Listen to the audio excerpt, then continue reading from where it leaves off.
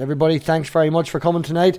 Tonight we're just going to have a wee warm-up, pre-debate party for Empathatic Atheist, or Justin here, down in the bottom. We're having a debate over on his channel. The link is in the description. We're going to banter about here and get everybody worked up, and then we're going to bounce over there. So, Justin, if you want to introduce yourself and let everybody know just who you are. Yeah, hi. Like you said, my name's Justin, also known as the Empathetic Atheist. I am pretty new to content creating. I've been doing a lot of discussions and debates on Facebook, and I found a lot of times a lot of us atheists or our atheist brethren and sisters, they don't exactly speak the way that I would see as getting a good conversation going and getting to some common ground. I hear a lot of religitard and sky daddy and in our groups we sometimes can speak like that, but when it comes to trying to get a good conversation going with somebody, I try and go a little bit more empathetic about it. So that's pretty much what I try and do, is I try and have people on my show to where I can have good conversation with and try and show people that we can get to common ground, or we can try and get further into the conversation without it getting violent and people starting to put up their walls. So that's basically what I've been trying to do within the 5 episodes that I've put out so far. Yeah, well, that's what we like to do here as well. Avoid all the bad, stupid things that just, they're going to build walls. They're not going to get the conversation going at all. And it's better, as you say, just to try and break down them walls and get the conversation going. So, we also have with us tonight, we have Amanda and we have Dave. Yeah, user. Good evening. There you go. Thank you. At least you did something, Dave. Hi, Amanda. Hey. Do you want to give us what is your opponent tonight? Who is your opponent tonight? Sorry, not what. He's not an animal. Well, he is. But. So his name is Pastor Taylor James, and he's been on every single one of my after parties, which is why I accepted to do a debate with him, because so far he has shown that he can be respectful and that he can can keep arguing in a reasonable manner and be polite about things. He is a young Earth creationist, hellfire Christian preacher. So he takes the word of the Bible, literally every single jot and tittle of the damn thing, and says that it's all the true inherent word of God. So that's kind of what I'm going up against, and I think we have a good topic picked out for us. Is it reasonable to believe that the Bible is true? And hopefully tonight he's going to get my opening statement correct and know my position, because my position is not that the Bible is false. My position is simply that I don't think it's reasonable that is true due to the evidence that we currently have. I'm kind of taking more of a Bart Ehrman stance on this, kind of going that route. When it comes to the things that can go wrong when the Bible was first manuscripted and then copied and translated and so on and so forth. How do you have that debate as one book? What's that? How do you have that debate as one book? As one Bible. Obviously, it's got 66 books inside. He is a King James only. So that's basically what he's focusing on is the King James itself. But surely, if you can if he is treating it as one whole unit, if you can discredit one bit of it, does that not invalidate it? It does.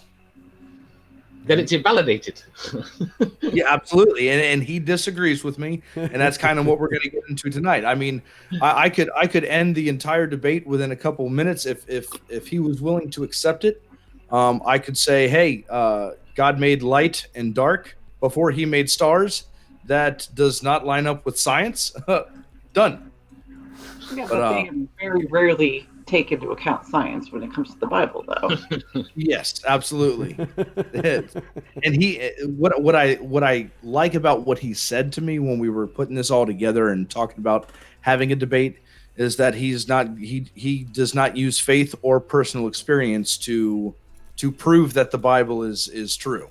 To which I, in my mind, if he has done the same investigations on Islam, on the Quran, the Bhagavad Gita, the Egyptian Book of the Dead, he has to use either personal experience or faith to try and justify why taking any of this seriously, why you should take it seriously. I mean, this is the thing. taking things on faith is not an invalid position. It's when you think you have evidence for it, I think, is the issue. Instead of claiming that you have faith. That's why a valid position. That's why I always refer to Hebrews 11:1 when I'm speaking about faith, because Hebrews 11:1 says faith is the substance of things hoped for, the evidence of things not seen. So if you don't have actual empirical evidence, the faith itself is your evidence at that point in time, and that's where I believe that's a dishonest position to hold. Is to say that I don't have any good reason to believe in this, so I'm going to use this word faith and believe in it just because I can, and that's what validates and justifies my position. But how do you debate somebody who lands on that side that says, "Oh, I have faith, and that's my evidence"? Is there any discussion to have at all with these people? There's really not much of a conversation to have, and that's why I'm giving this a chance, because he says he's not going to use faith in this debate. Right. So we'll see how it goes. The debate, to be honest, I when I've had similar debates, it seems to come down to whether or not they want to misuse words, as far as I can work out, to try and hold that a body of something they have faith in counts as evidence, but given that you need the underlying faith underneath to accept the evidence, it still doesn't hold. No, I agree. It doesn't, and I don't know exactly what he's looking to do, but how he's looking to go about this. But he says he's got an arsenal of stuff that he's going to be using to definitely prove that the Bible is true and authoritative. And I'm all ears, and that's what I'm all about, is giving everybody a chance to try and show me what they got. I mean, on one of my shows, I think it was like my second or third show, I actually let Darth Dawkins into my after party to have a chat with us. I knew how he was and everything, and I knew exactly where it was going to go, and it went exactly there. I ended up booting him from the chat, but I want to give everybody a chance. I don't want to be like, oh well, I've heard you talk to this person and it didn't go well. You know, I've been in customer service all my life, and I currently do HVAC. I work on air conditioners and furnaces, and there's a lot of times to where I will connect with a client better than somebody else connected with them. It's not that they're bad; it's just that sometimes people get a different vibe off of somebody. Yeah. Try getting a couple different people to have the same conversation. Maybe you can get a little bit further than somebody else did. And, why not try? It's therapeutic to me to talk about this. I drive my wife absolutely crazy because I'm always talking about this. But it's my passion, and it's what I love doing. And why not give them the time of day to try and prove what I don't believe. What is your personal? Go on ahead there, man. Sorry. No, go on ahead. No, go ahead. What is your actual background? Were you Christian to start off with, or you took too long? You took too long, didn't you?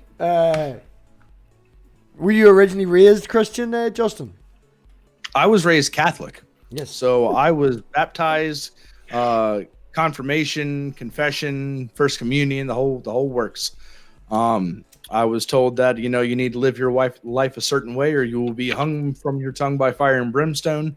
Went to a Catholic school for seven years, to where I went, 3 days a week I was in church. And it was all about listening to the Gospels and sticking to the narrative that Jesus died for all of our sins. And that's when I started questioning things around 6th or 7th grade. I'm like, well, if Jesus died for our sins, why do we have to go to confession? Because I could do a whole bunch of more sins and die, and those sins are already forgiven. So why am I wasting my time praying?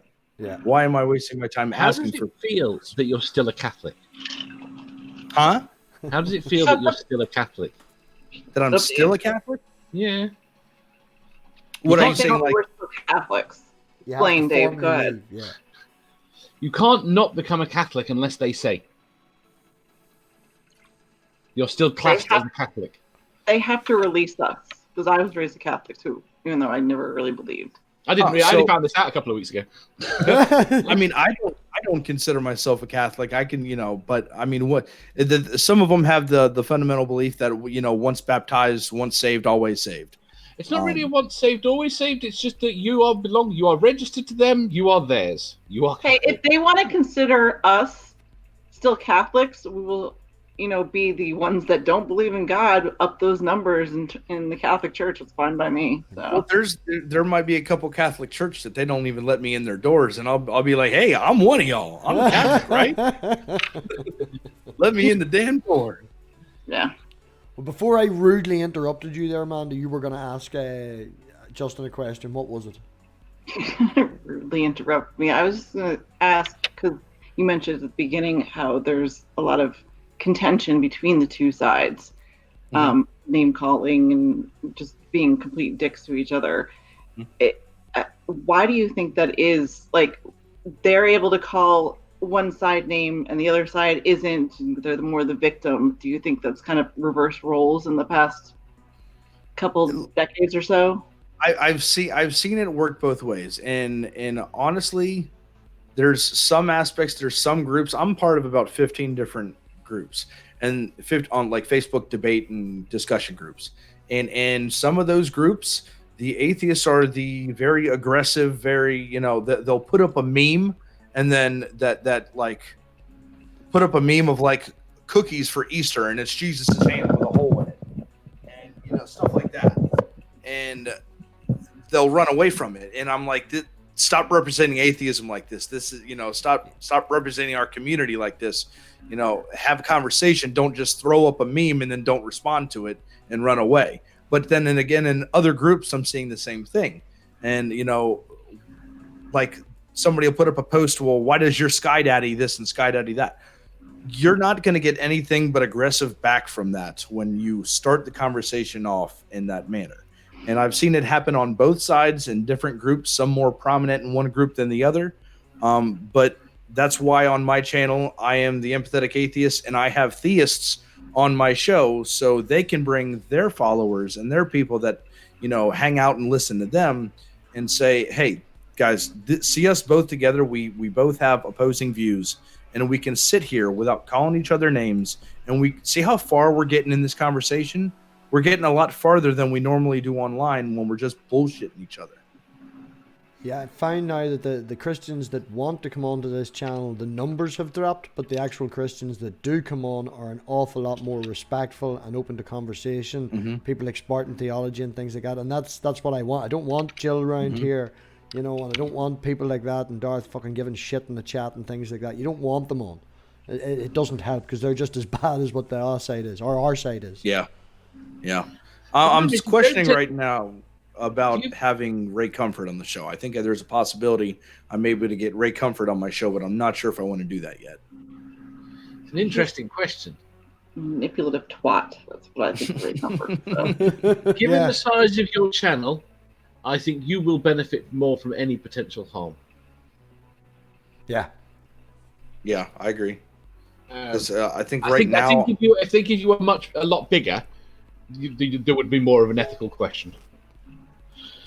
Yes. Given your current size, I think you're good and safe and can say.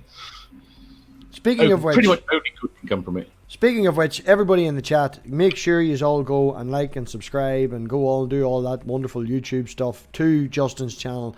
Give the man a wee boost, try and get him up in the numbers and stuff. What are you at now, Justin? 91. 91, there we go. We can get 9 subscriptions. Get the man up to 100 subscriptions tonight. Yeah, it's custom URL. Woo! Custom URL. Amazing. Yeah.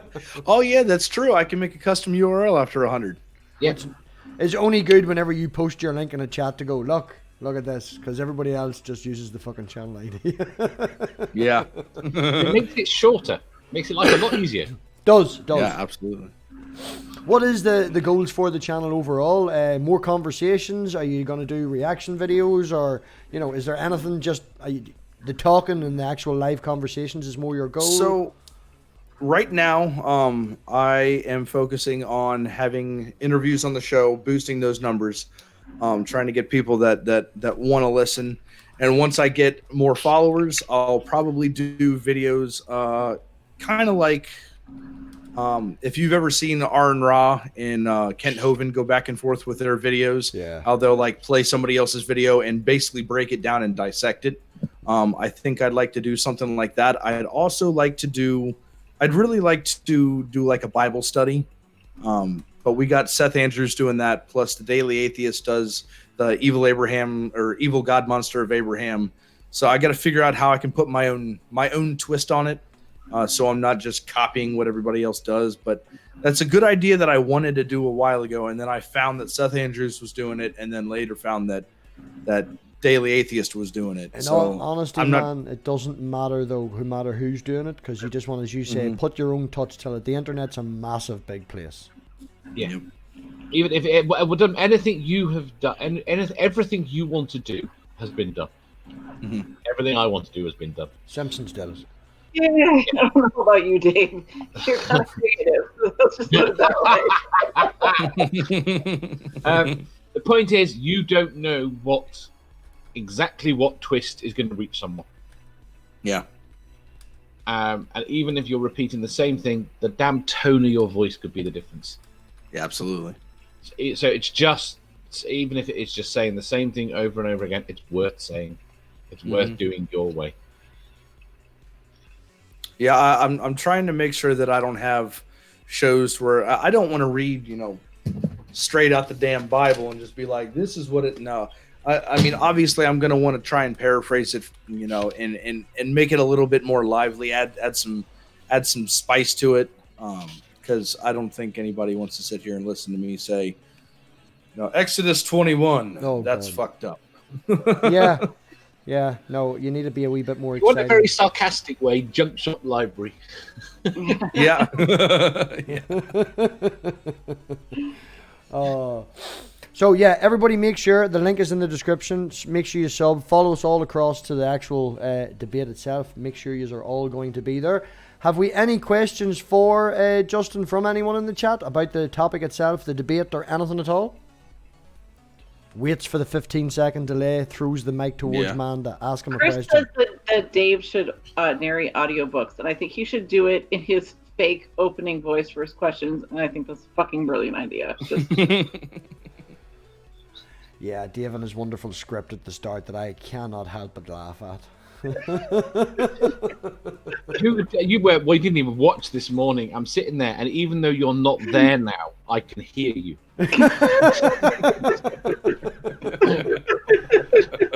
But here, I checked before I went to bed last night, in all honesty, and you had the fucking debate booked scheduled for 3 o'clock. And you have another one scheduled for 8 o'clock at night. So I take a lie in and then I wake up and you have the fucking thing already started.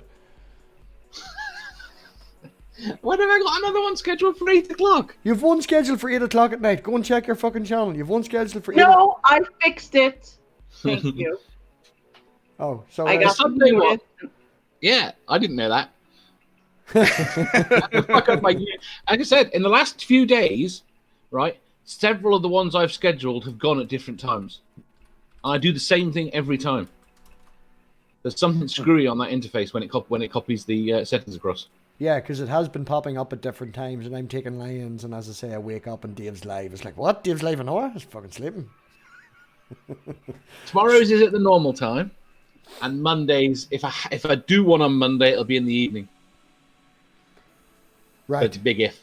We have some questions coming in. Wes wants to know if you're going to win. Absolutely. Yep. Wants to know how we're going to decide the winner. Is it by the audience? Jim wants to know, on such a broad topic, take care not to be let down inevitable rabbit holes. Yeah, that's something I've tried to be prepared for. Down rabbit holes that make me hypothetically presuppose, just for the conversation's sake, that the Bible is true, and then get led down a path that way. That's something I definitely want to make sure I stray from. But this is my first formal debate, so I can almost guarantee I'm going to do something wrong, but I am all about intellectual honesty, and I'm going to mess up, and I'm going to take that, and if anybody can educate me on what they think I did wrong, I am good at taking criticism. So by all means, if whatever I can do right next time, that's just going to help me just get that much better. Exactly, man. And in all honesty, this will be my first moderation off channel. Now, I've done a few before in my own channel, but when it's your own channel, you do feel a wee bit of freedom and you can fuck people off and scream and shout. And yeah, so your first debate and my first moderation on someone else's channel, we're a great bunch. We'll definitely go well. Hell yeah. Manda or Dave, have you anything you want to ask him before we round it up? I think we should ask him Seraphine's question. Did I miss it? Yeah. He did say he was Catholic, though. She asked about his religion. What did God do to anger you? Oh, I missed that one. What did God do to anger me? Oh, that's a good question. I mean, I'm hoping and guessing that that's rhetorical. That there's not a need for an answer on that one. Yeah, I've actually had that question asked to me many times by many different theists. Well, you know, what made you so mad at God? And, you know, my response is, did you hear what you just said? Did you hear the words that just came out of your mouth? You are saying that I am mad and angered at something that I refuse to, or not refuse to, but I don't currently believe exists. So are you mad at Farbelschnarz? Because what pissed you off to not believe in that? Right. Okay, everybody. So on that note, if any of the mods, it's got free there. Probably Dave has it in his spreadsheet. Post the link for post the link for Justin's debate. And we shall move across there. Know what you're talking about. You shut up. Everybody, we will see you over there in 15 minutes. We will get going. So everybody, we will oink and out. Justin, thanks for coming, and the audience will see us all there. Manda, Dave, again, thanks always for your help. All right, thank you.